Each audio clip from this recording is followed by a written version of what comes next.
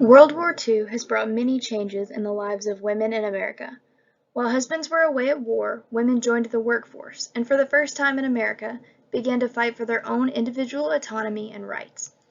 By now, in the 1970s, with the women's movement and the sexual revolution, women are free to go to school, work, get a divorce, have children out of wedlock, and have access to contraceptives and abortion, and many other things.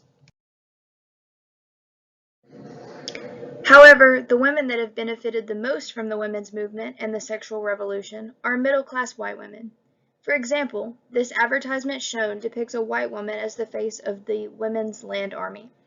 But how can we ensure that minority women, such as African American, Native American, and Mexican American women, can have access to the same rights that women have gained over the past several decades?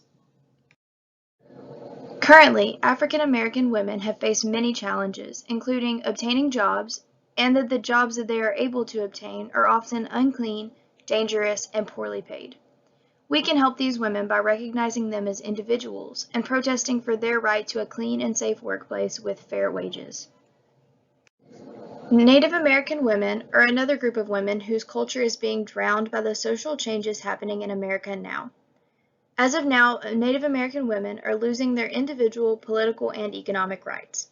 To support these Native American women, we can protest and support their rights, such as making proper wages and owning property. The rising sexual revolution is also having a strong effect on Mexican American women. As birth control and premarital sex are becoming normalized within America, their Catholic values do not coincide.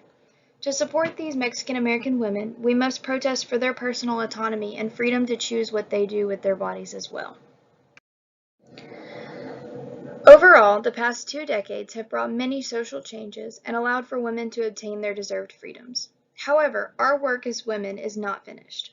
Reach out and join protests to support your fellow women of all races.